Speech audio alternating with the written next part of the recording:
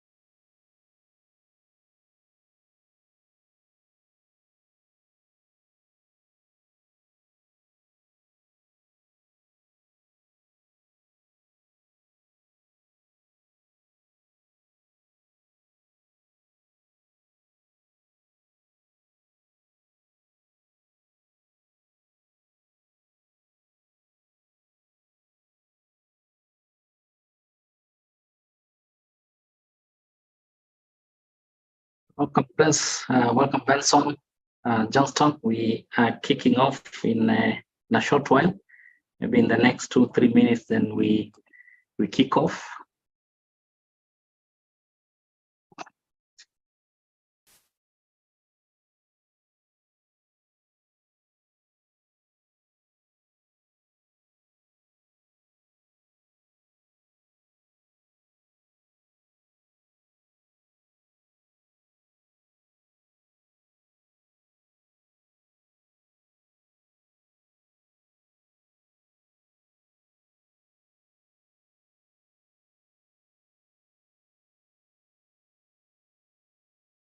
Welcome, Victor. We're just starting off in the next 1-2 minutes. Thank you.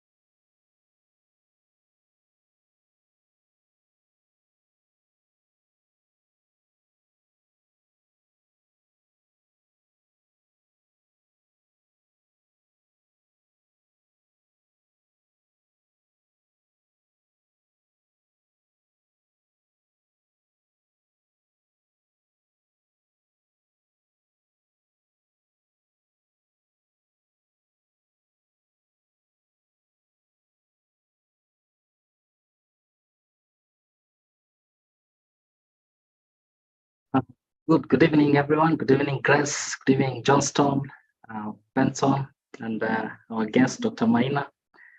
I think we can start. A number of people will join us. There are a number of people who are registered. They will join us as we progress. But we are also live on YouTube and Webinar TV. So there could be a number of guys also just following us through those links. Welcome to this Ascent Africa Forum. I just want to take this opportunity first to introduce myself, and of course then introduce the whole gist of why this session, especially from fostering a continental conversation.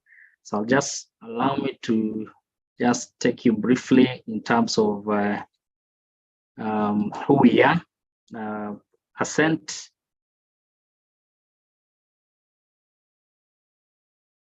Okay, sorry, let me share it correctly.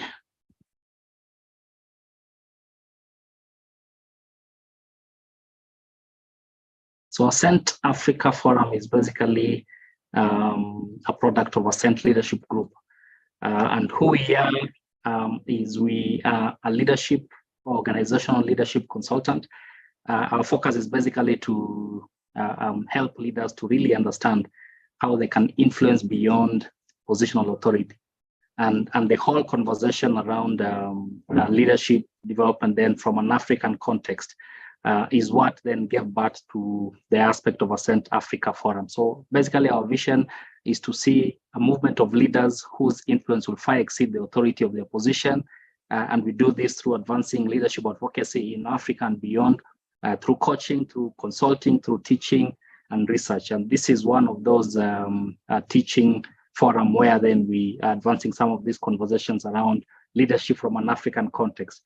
For those who joined us last month, we had a session on ethical leadership, and we are looking at the aspect of whether we have ethical leaders in Africa, and especially touching from the aspect of public servants, and also just generally in terms of the private sector.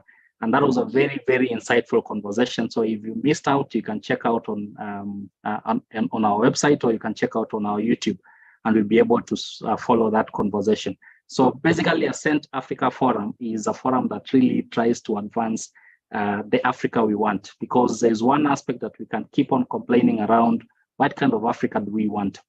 And I know in the last few months, we've seen a lot of conversations where Africa is taking ownership of its, of its leadership, of its resources, of its collaboration. And this is actually one of the forums where then we can also be able to contribute especially listening to some of the thought leaders from an African perspective on various topical issues, and seeing how we can join hands together to really advance the Africa we want. So from just a few engagements with a few leaders, one of the questions that I've been asking in terms of what does the Africa we want to look like? So a number of the key critical areas were an Africa that is free from ethical clashes, war, violence, an Africa that is free from at least extreme poverty and human rights concern, an Africa that is free from corruption and unethical governance, and also an Africa that fosters collaboration.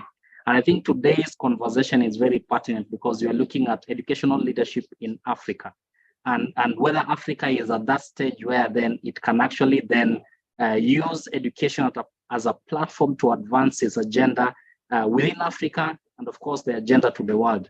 And that's the conversation that our guest speaker today will take us through. So this is just who we are.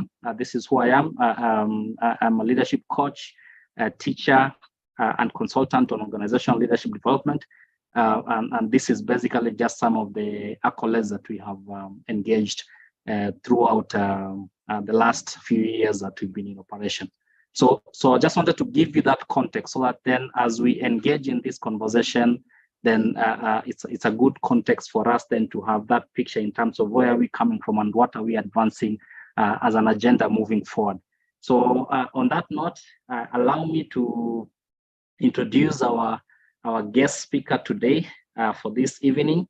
Our guest speaker is Dr. Maina Gioko, and I just want to quickly and briefly read out his bio for appreciation.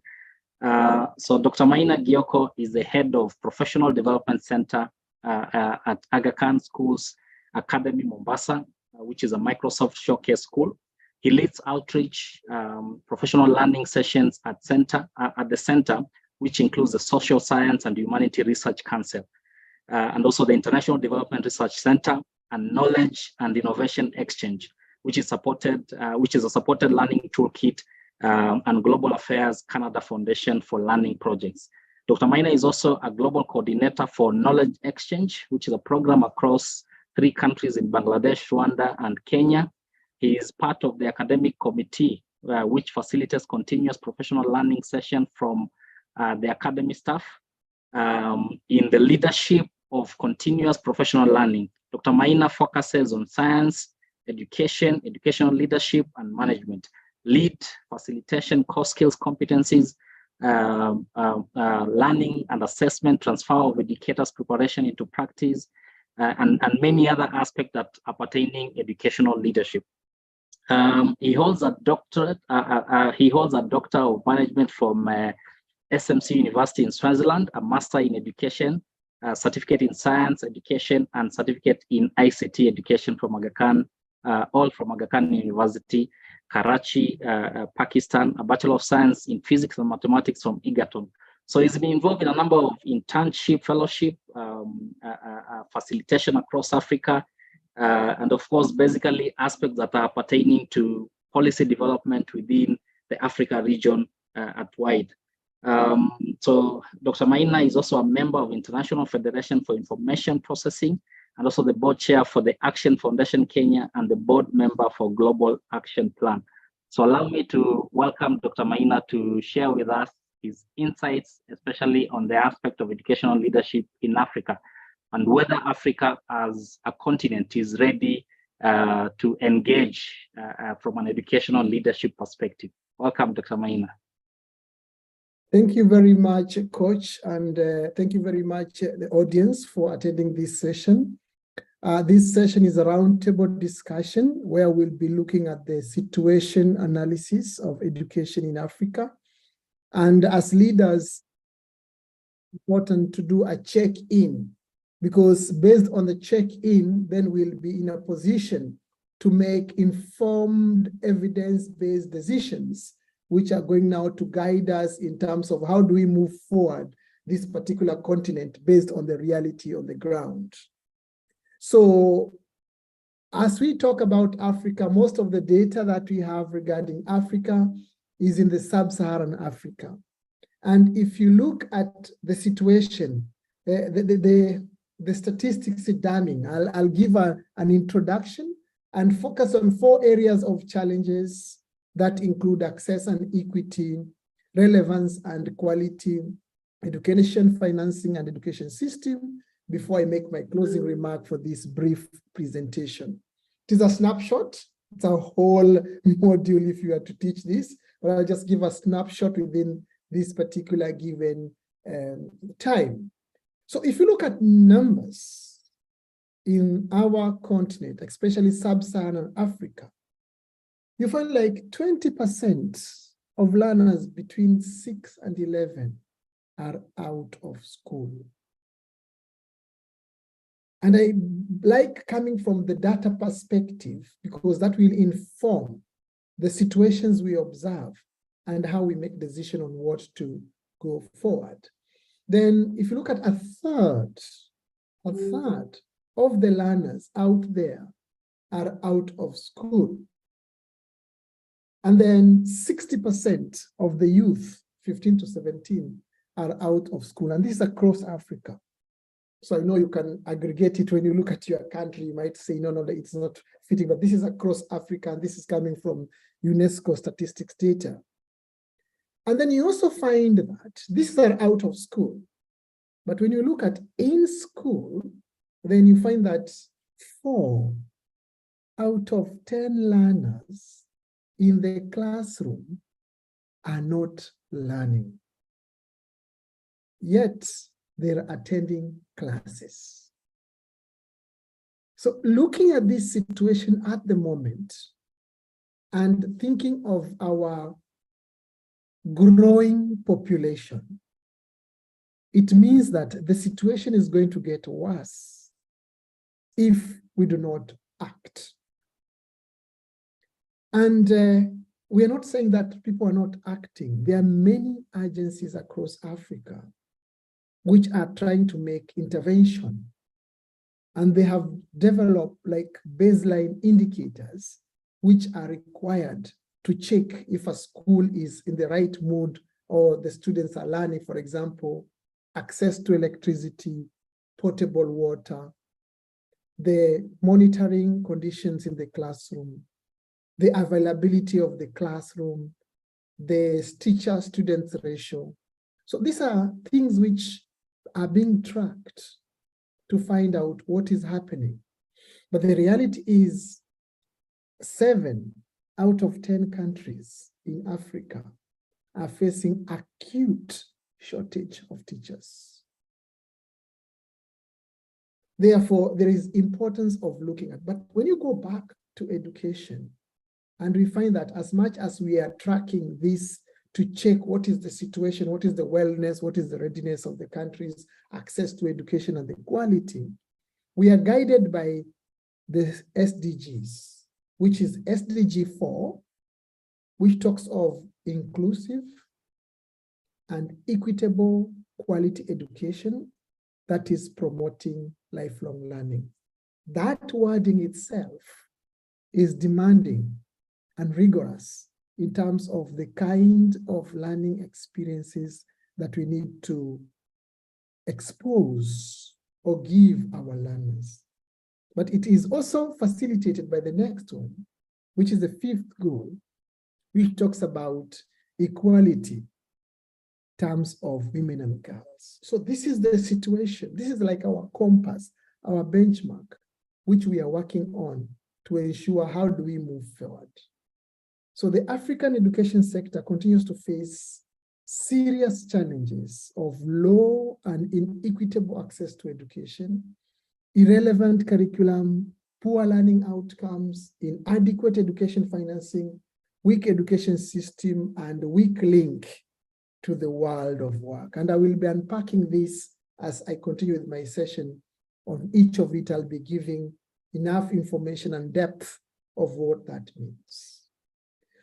So the first one, which I'm going to address out of these 4, is equity and access.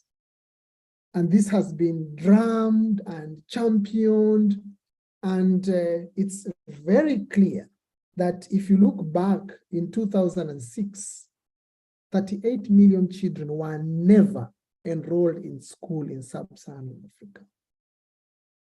And the problem becomes more acute in rural areas where the infrastructure is dire and the availability of teachers is grossly inadequate, because teachers choose not to work in rural areas because of the situation.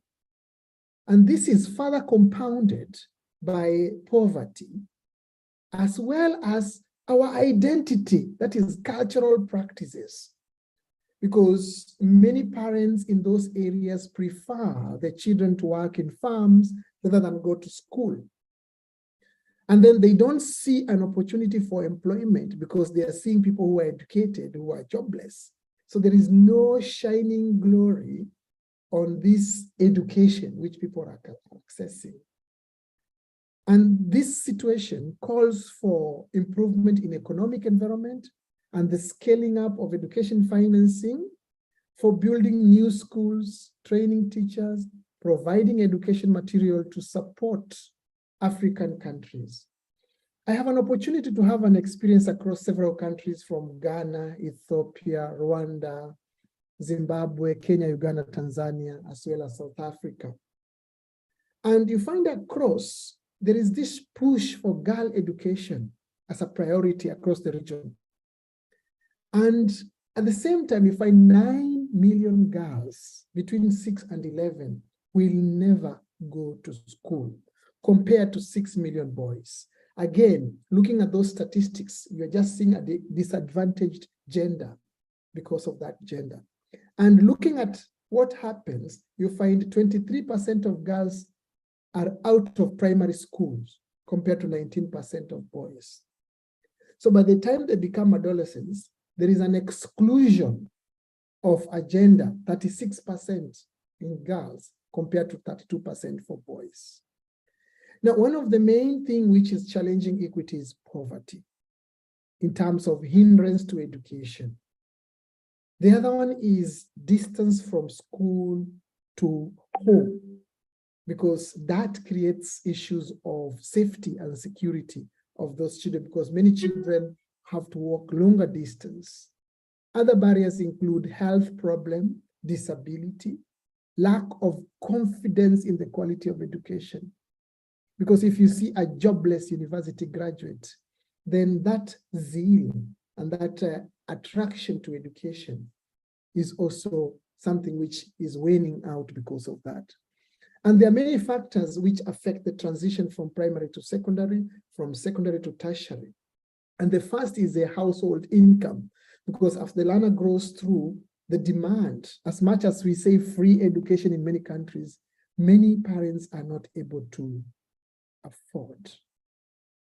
And there's lack of government investment to create an equal access so that they ameliorate the kind of challenges the parents are facing. So there is an issue of strengthening public perception of what is the value of education. Because if it is just getting a paper, which will be perceived to be useless, then it is not going to prepare the people to go and see education. So there is need to rethink, how do we dress this education? Is it for employment? Is it for better life? Is it for well-paid job? Is it for entrepreneurship? The gross enrollment ratio for primary education, for example, in sub-Saharan Africa is 91%, and the net enrollment is 65%, implying that there's still a long way in the enrollment ratio for universal primary education. The access problem is acute in all levels, and it is reflected from the enrollment at different levels.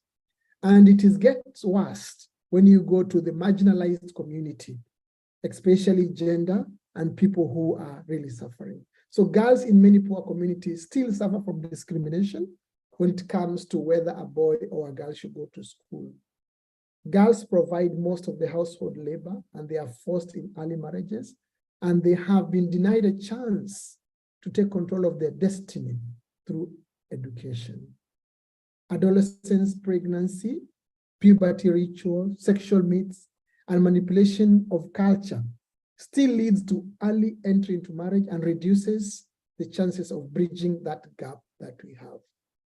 So we have many factors which affect, but also if you look at the wages that people get when they go to school or they have these papers, that discrimination between genders is also an issue, including the environment or the psychological upbringing at home in terms of economic decision, verbal and physical abuses, the lack of functional and secure toilets for girls, long distance from home and school. They deter parents from sending their daughters to such places of schooling. And that leaves them to go for marriages. So the idea is the school system have a role of tackling this problem, but it's a matter of creating initiatives to mobilize African society to send everybody in schools. So there must be an opportunity, and some countries are trying, where they offer bursaries, they offer money, they try to support so that there is an opportunity to access that education. And when you talk about basic education, it is basic education from pre-primary all the way to secondary. This kind of education is basic, which should be accessible to everybody. Because if we have a society that is exposed to education, then their thinking is different, their decision is different, and their contribution to the society is different. It bothers me when the country does not think that when you invest in a citizen, this citizen is going to grow the country because they are going to contribute to the growth of the country. A doctor who comes from this learning, an engineer who comes from learning, they contribute to the growth of the country. So unless we realize that education is a national enterprise, which is creating a citizenry, which is empowered with skills, which contribute to the growth of the country, then we have an issue if we don't give prominence to access and equity. So that is the one point which I really wanted to address in terms of access and equity. We have a population with potential, and if we give them opportunity, I sit in the committee of scholarships, and I can attest that any learner is capable, because I've gone to rural villages, identified learners, recommended them for scholarship, and as I'm speaking now, most of them are abroad doing nice qualifications, which when they come back to the country, they will contribute. So it's a matter of opportunities and access, which is very, very critical. And it should not be curtailed because of your gender or where you come from. The next I want to address is relevancy and quality. Because as much as we had everybody, we create everybody, they all jump into the schools. What skills are we giving them? And what is the quality of what we are exposing them to? So in African situation, the expansion of education was to access, but in the process, attention has not been paid closely to relevance. And this has led to wastage of resources. Now, the related question to relevance is the language of instruction. You can imagine the premium that we give to preschool kids who are speaking English, and the kind of struggle, cognitive dissonance they go through as they are learning in terms of accessing this language. And studies have demonstrated in Zambia, in Namibia, in Tanzania, that repetition and dropout rates are reduced when the language of instruction is accessible.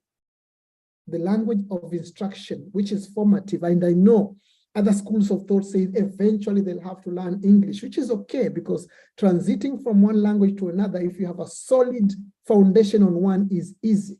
But if you have a shaky foundation in one, then you are acquiring another language and another language, then it becomes an issue. So the relevance is more pronounced when now we go to upper secondary, whereby, and vocational, because the kind of knowledge, the kind of skills, they are mismatched with the labor market, because they've been complained by the employer saying that you are not preparing the people we want. So that relevance keeps on changing as we move. And you find that we are talking about STEAM, science, humanities, technology, engineering, arts. But they need to begin at formative years, and they grow as the children grow. When I look at some of the places I've visited, you find learners in preschool coding. But here, if you look at our curriculum in most of the African countries, coding starts in grade 4 or above. So the question of how to make curriculum more useful for those who drop out by the end of the basic cycle is unresolved. I happened to analyze a certain curriculum in one of the African countries, and it became clear that the education system was flawed, with poor performing teachers, poor work ethics, lack of community and parental support, poor control by education authority, and poor support for teachers, and very, very low levels of accountability. That's a very grim picture. And that's just one country which I was analyzing. So the main problem of most of the schools in the sub-Saharan Africa is the failure for the learners to turn out students with appropriate knowledge and skills. And appropriacy is relevancy to the demand, to where they come from. And I know we can play the card that they are global citizens, they can work everywhere, but the zonal of proximate development is very critical. If you look at a study which was taken some times back by SACMEG, they say that primary students' reading ability, 4 out of 7 countries, there were fewer half of 6th graders achieving minimum competency in reading. And reading is the bridge, is the pipeline, is the affordance, which gives us access to knowledge, gives us access to comprehension, gives us access to skills. So if you're not able to comprehend, if you're not able to make meaning, then you have this challenge in terms of what you do. And it was also found that low achievement was evident by a PASEC study in 6 Francophone countries. 14% to 43% of 5th graders had low achievement in French and mathematics. For example, in Senegal, you have 40% of students have difficulty in putting numbers in orders when they are decimal. So this data is clearly showing that we have done access. But what kind of knowledge and skills are we giving our learners? Is it relevant? Because another study showed a 4% decline in grade 6 literacy achievement scores in Malawi, Namibia, and Zambia. So other studies in West Africa, especially in Ghana, they say many primary and secondary students have reading problem and they can only read for examination while at university. This examination syndrome, we learn to pass exam. And I normally say most of the times, students represent their lecturers at the exam situation because they sit there, they remember what the lecturer said, they write and they pass. Yet, the purpose of education was to transform the human being and make them a useful citizen to the society in terms of problem solving, communication, creativity, and many other things. So there's an issue in terms of why is it not attractive? Because it was also found in Mali and Togo, the writing skills were below standards. Very few students were interested in improving writing skills. We can argue nowadays people are typing. But again, poor grammar was also identified in some countries like Benin and Togo in terms of oral communication. In Cameroon, there were problems of communication and writing skills. So you can see that there are attempts to identify reasons why there are declines in many factors. But these include the types of school, because we have a single gender school, we have co-education school, and we have schools in the perimeter. And you find that they have discovered that in that particular spectrum of schools, that the performance in science classes was poorer than those of non-science-based classes based on the gender.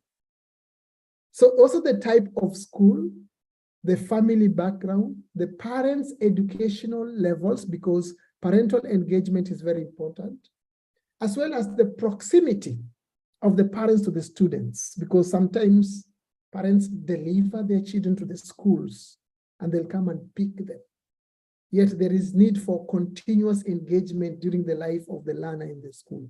So these factors are very critical across Africa, and most of them come from the fact that household income is falling in many countries. Even the countries where they have abolished fees, there's still some requirement in terms of the amount of money that is required to be addressed, and that is an issue. And as we go higher at the secondary level, you find that the evidence of weak basic skill is compounded, because when you miss something at low level, as you're moving up, that gap is enhanced, and therefore the difficult goes on, and therefore there's an issue of dropouts. But what are you dropping out with? Because all of us are dropout at different levels. So are we having a situation whereby the kind of skills that you are having allow you, wherever you drop out, you're still useful? And I have a simple case study where there was a learner who was learning agriculture in Kwale, and the guy dropped out at class 7. He was rearing chicken in class 5, and he continued rearing chicken. And when his colleagues finished university, he has now employed them to run his farm of chicken rearing. He dropped out, but he dropped out with a relevant skill, which was useful for his personal growth. So it's very critical that the kind of policies that we have and what is education meant, because we say it is for basic learning needs.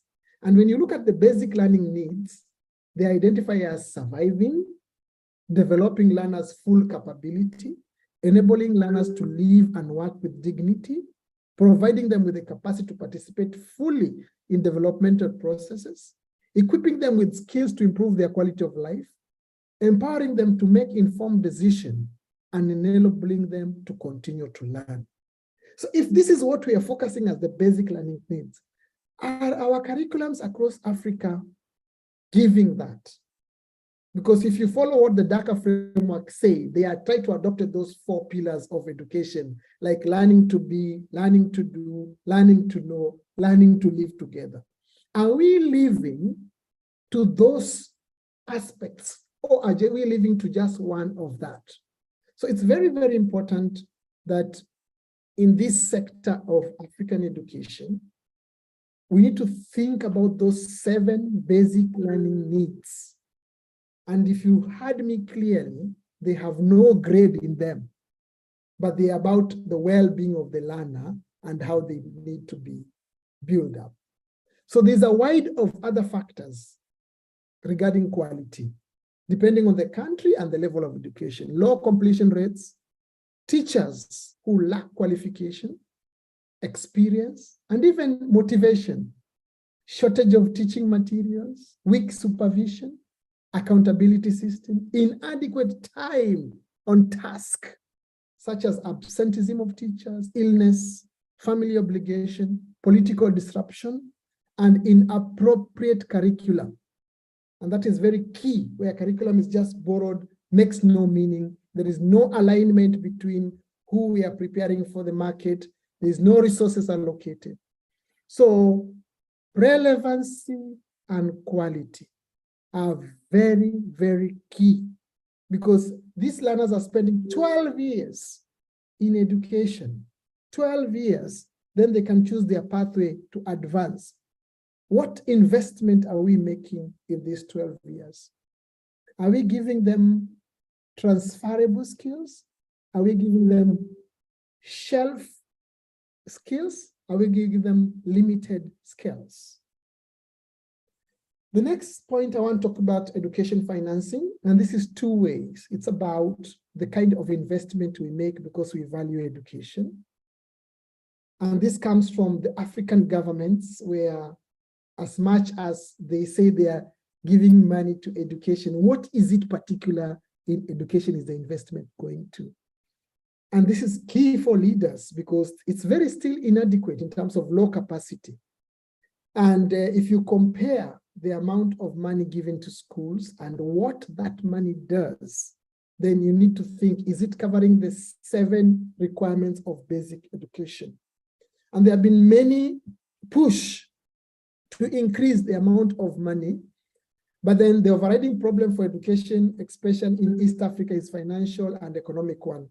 And this comes to insufficient system, and then also the quality of teachers also contribute to the lack of proper education. And this creates a shortage of skilled labor, because if you are exposed to education which is not quality, then what do you come out with in terms of education? And even the parents who are sponsoring the learners, do they see value in investing in education because of the kind of returns that they are going to get? Because there have been a lot of disappointments over the decades in terms of the kind of aid that we get in education. The aid that comes, many times it comes with an agenda, and sometimes it does not address the deficiency that we are having for each individual country. For example, you might find newly teachers who are trained, but they are not given material to practice. So the aid was there to train, but then it has left them hanging. But they need materials to practice so that, and they need to be trained on how to use these materials so that they can make teaching and learning better. The teacher and their profile. Who is a teacher? How are they seen in the eyes of the community? Some community value them. They call mwalimu. But then where does the teacher stay? How does he travel to school? What is the well-being of this teacher, who is a game changer, a driver, a transformer of the society to what we want in the future? So there is need for new financing arrangement to be implemented so that the government can have consultative process and development partners to establish policy, sectoral policy, priorities, performance indicators, required expenditure management and accounting arrangements, so that in practice, we need to have a strong Ministry of Education, aid agencies who are focused to our specific needs. So there needs to be a negotiation of what is this dollar coming to do? What is this support coming to do? Is it feeding to what we want? Because most of the time, the impact is limited. Most of the projects come and go, and then we revert to where we are. Very few African countries have a funding formula service. And therefore, often more than not, funding is allocated based on convenience and expedition rather than the norms based on input and output goals or performance. So financing is critical, and it's something which can be a game changer. The final point which I want to share is the education system. Mostly, and we have a wave now across Africa of a desire to change. Everywhere people are trying to change something, and I'm happy I'm involved in several of these countries trying to make that change. But the African education system is on whole centralized in nature, and it is characterized by weak management, planning, evaluation, and incentive structure. Most countries do not have a reliable information system to facilitate planning, monitoring, evaluation, policy formulation, and resource allocation. Evidence-based big data is very critical because it will inform us on where we are going, on what we are doing. So we just have results, we just have numbers, but we never drill deeper to ask ourselves, what is this data telling us? Why are we having this activity happening? Why, for example, are we having high level of pregnancy in a particular county? Why are we having high level of dropout in this particular place? Drilling down deeper will really help us in terms of understanding what we are doing.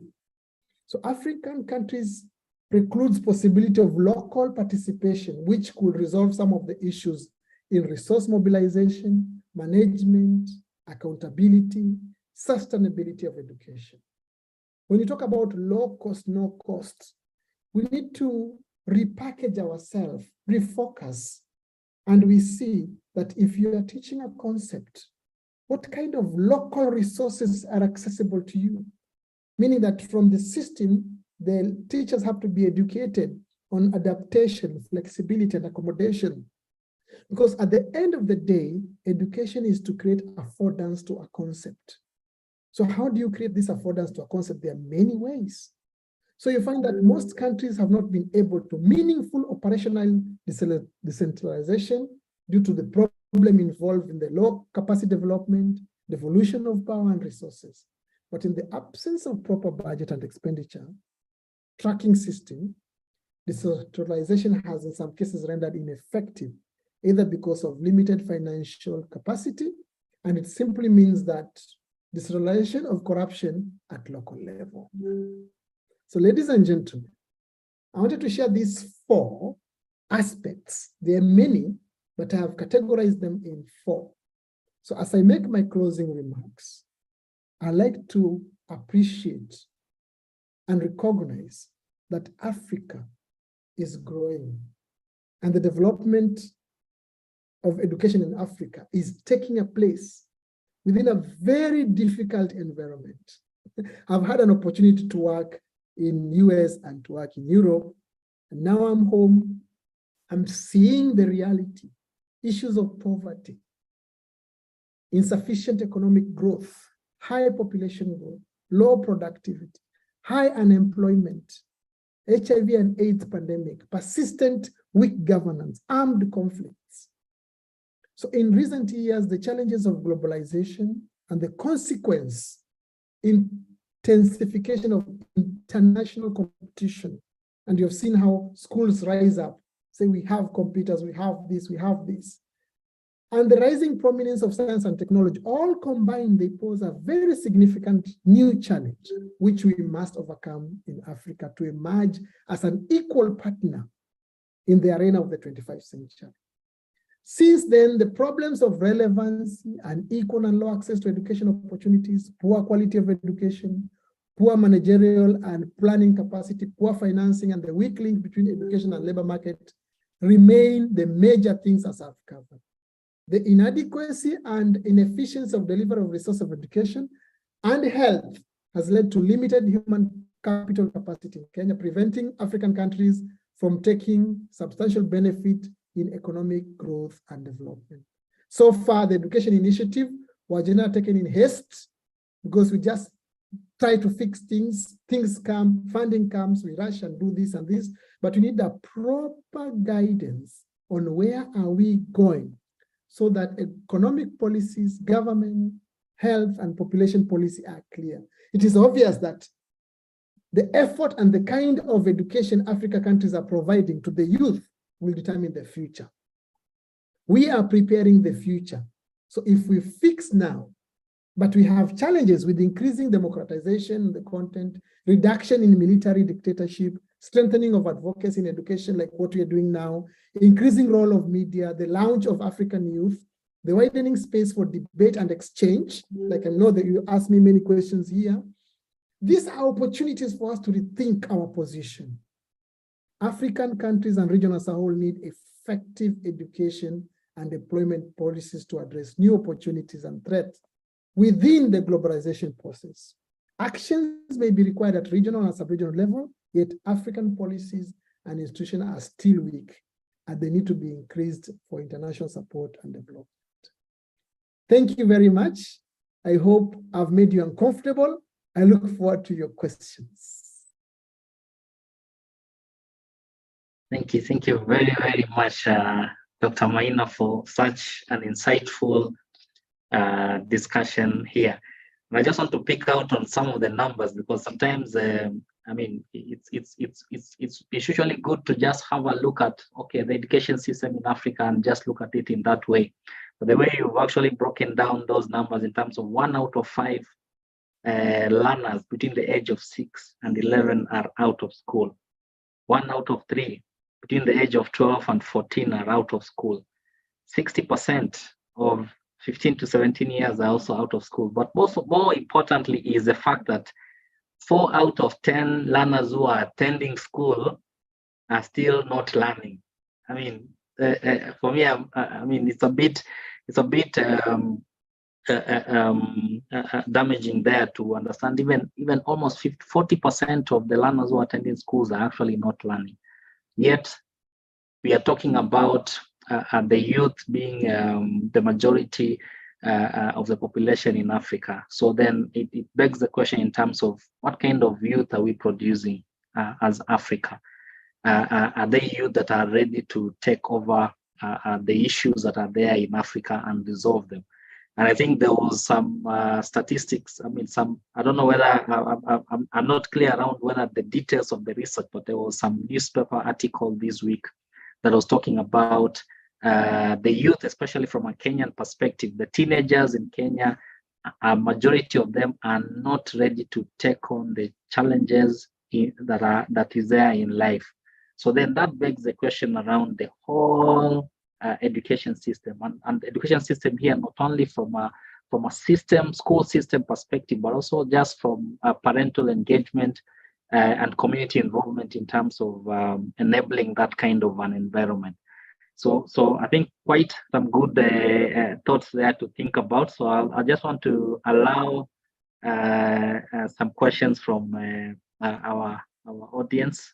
If you have any question, comments, then you can throw in for Dr. Maina to try and help us to think through it.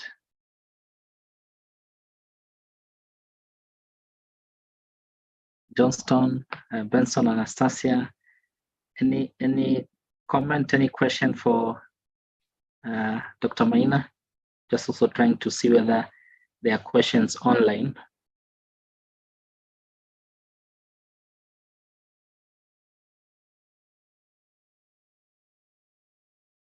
Benson, any question, comment, Benson, from your side?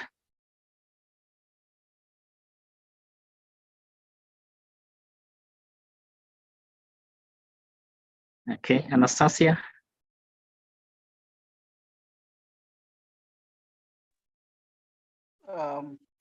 Good evening. Go ahead. Good evening, Johnson. I mean, Daktari has actually painted a very grim picture of the reality on the ground.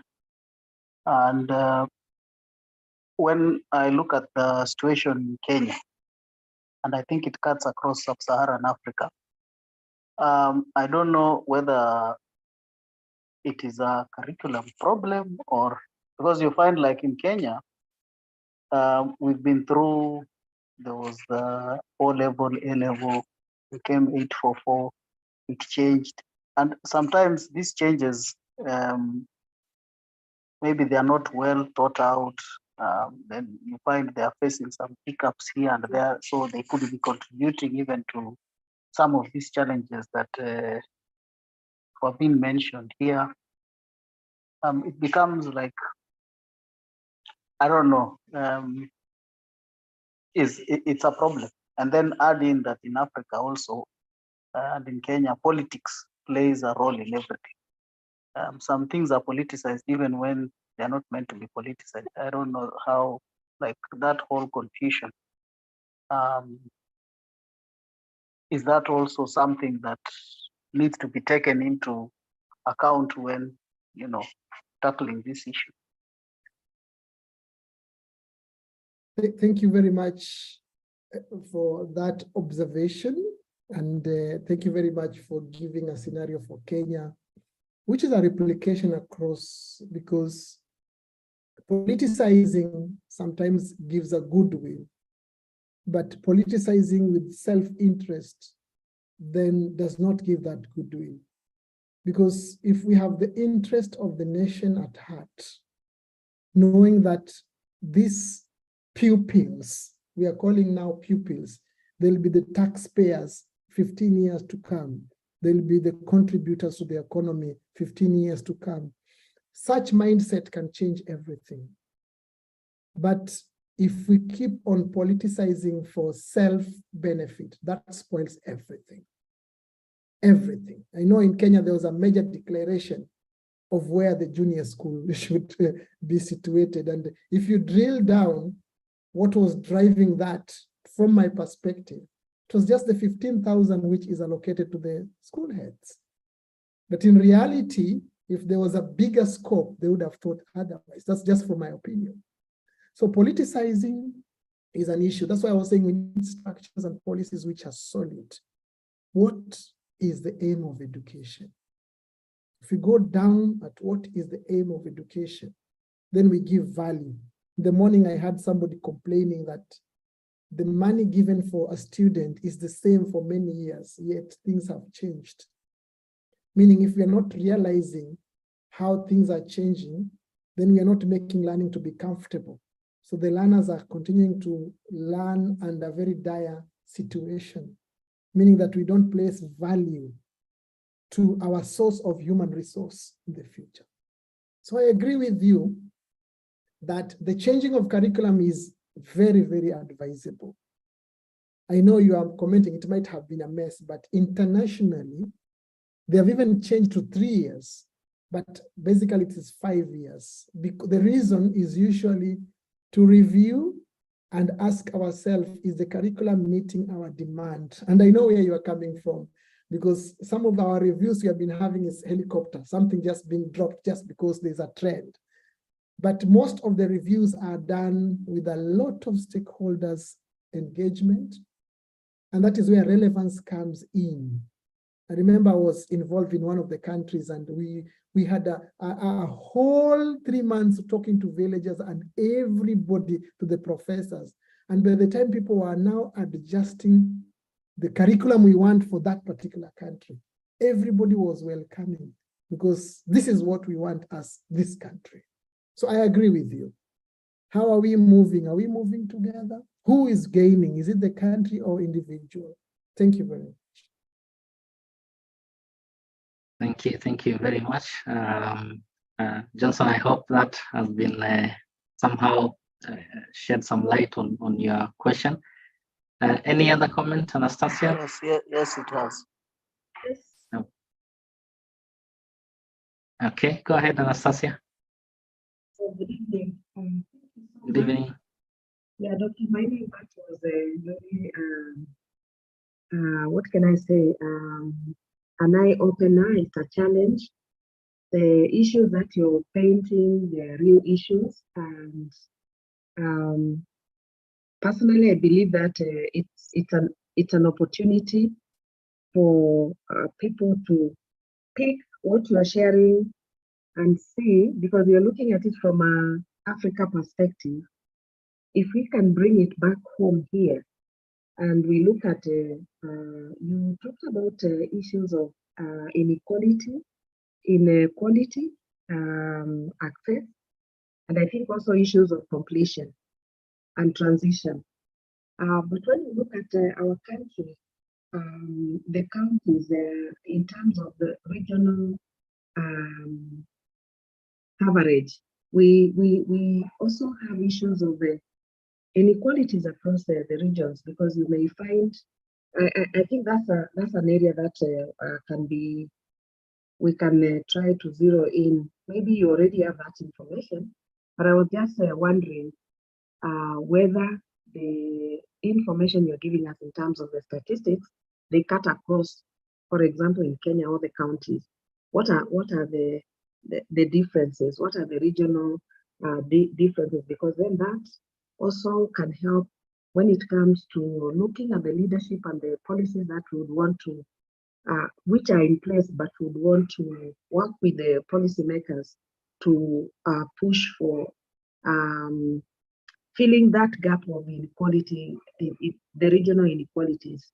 Maybe that's one thing. And then the other thing is where you talked about the resources in terms of the money, but also in terms of looking at this population that we have the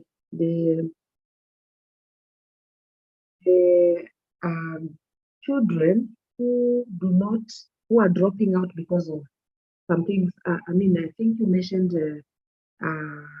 teenage pregnancies, some cultural practices, and poverty is another element.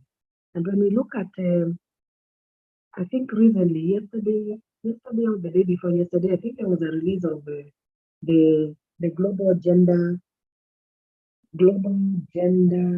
equality gap, which looks at the 4 parameters of the participation, enrollment, education attainment, health, and participation in leadership. And when you look at where Kenya is, I think it was painting a good picture in terms of progression, especially in education. But I think what you're alluding to, some of the things that they fall within the track, that if you're not one is not careful, you may not see, because when you look at that data that was released, it shows that Kenya actually, we are almost attaining 100%. But listening to what I mean, the data that you have, that's not the same. So when I always believe that there's a light at the end of the tunnel, and that if this information can be used to bring some changes, then there is a need for collaboration. There is also a need for holding the duty bearers to account, so that when it comes to allocation of resources, they also have to apply what we call the principles of equity, the fairness, and looking at the regional disparities that really exist, and especially in the ASAL and semi-ASAL areas. I forget I know the acronyms are forgotten. Yeah, but I'm sure you get, Dr. Mena, you get what I mean. Yeah, so thank you so much for sharing with us this. It's really something that is challenging to all of us, and I think we one of the aspects, because we are students of leadership, when you look at it from a leadership perspective, you can already see the gap, the big gap that is existing, where we have the leaders, but in terms of the commitment, so that I mean, some of those issues, the problems can be really addressed and they are solved. That still remains a big challenge for us. Thank you so much. Thank you very much for covering many topics. And one thing that I like to appreciate is most of these countries, they have very exemplary policies. But these policies, they remain in those big offices, and they are only understood by those group of few people. Yet a policy which is meant to influence and make decisions or affect a huge population needs to be broken down, given in a language that is understandable by all people who are going to consume that policy. So that is a big shortfall for people in leadership, because they know it, but it stays there. Then it's not actualized, and the people down there don't know what is expected. You brought an issue of inequality, which is very clear. I'm sure where you stay, you see so many buses picking children and taking them somewhere else. yet in your neighborhood there is a school. That should ring a bell. What's happening? In Canada, for example, you cannot go to a school 5 kilometers from where you stay, because they have tried to equalize all schools which are supported by the government to be the same. But here, you see thousands of students crossing the ferry dangerously to come to the island to school, yet they are leaving hundreds of schools that side. What message is it telling us about having equality across all schools? You have talked about transition, which is very critical.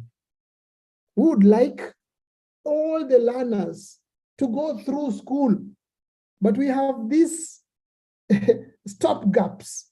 In class 8, formally, you have 1 million students doing class 8 and only 400,000 going through, a wastage of 600,000. Then you have another stop gap at Form 4. You have 600,000 students going through and only a partly 90,000 going through. Another wastage. Why don't we have a channel whereby everybody goes through with my D+? I just go through schooling and I finish schooling, because it's not about their grade. It's about me learning how to work with others, being organized, being able to cooperate, to communicate, to present myself. So if we can repackage that and we remove these stop gaps so that everybody has an exposure for 12 years, the change will be huge. I like what you said about data. This data, I normally look data with a pinch of salt. It depends who collected the data. What was the methodology? Because sometimes the data is collected in a way to pass a certain message. But if you drill down the data, then the reality dawns to you. For example, there was a project which was done across the country, and they did an effect size approach. And the effect size approach means you start with 0, meaning definitely you'll see some significant change. When I challenged that association, it was a huge project across the country, $60 million. I told them, why don't you do gains? You check entry point and where exit point. They say, no, that will not be significant. Say, okay, so you are categorically designing your data collection approach to show significant effect, yet there is no effect size.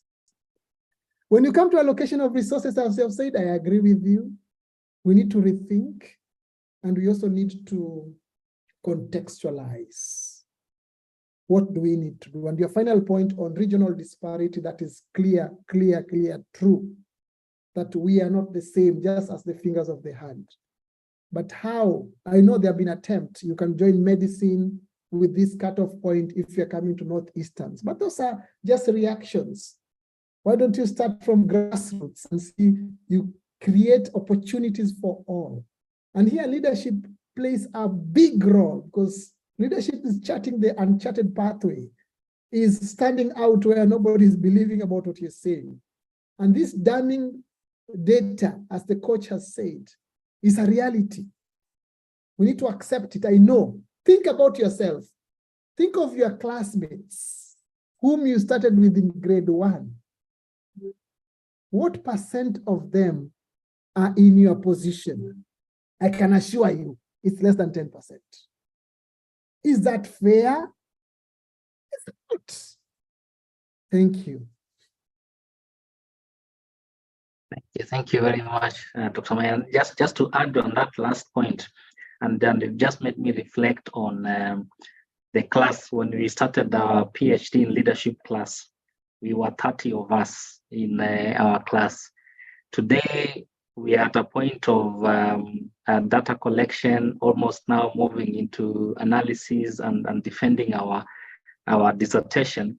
And we're only 2 of us at that stage that we have actually crossed and defended our proposals. And now we are at this other stage. So that really also can tell you, even it cuts across the various levels of education also. The various levels in our education system. Okay, so any last comment, because we are slightly past our time. Anyone with any last comment or question? Okay, so I just want to thank you very much, Dr. Maina, for your time, for allowing us to tap into some of the work that you're doing in educational leadership across Africa. Thank you very much for the informative session. I'm sure even the people will be able to access it online through our YouTube channel. They can be able to still go review it and understand and interrogate deeper this conversation, and also just analyze it in their own context within the spaces that they are at. But thank you so much for sparing your time this evening to be with us. Thank you everyone who has joined us, Anastasia, Johnston, Michael, Faith, Bonista, and everyone else who has joined us online. We appreciate your time, and we hope that we've been able to gain some valuable insights out of this discussion. Next month, we are looking at another angle of around media in Africa, and we hope that we'll have we have a great speaker who will be able to talk to us around whether the media in Africa is ready to support the initiatives that Africa as a country is actually championing to the world. So asanteni sana, and enjoy your evening, everyone, and see you in the next one. So if you want to get this recording, it's on our YouTube Accent Leadership Group, and you'll be able to just check out on the link through there, and then we can engage more and see what we can do together. Thank you and good night. Right. Good night.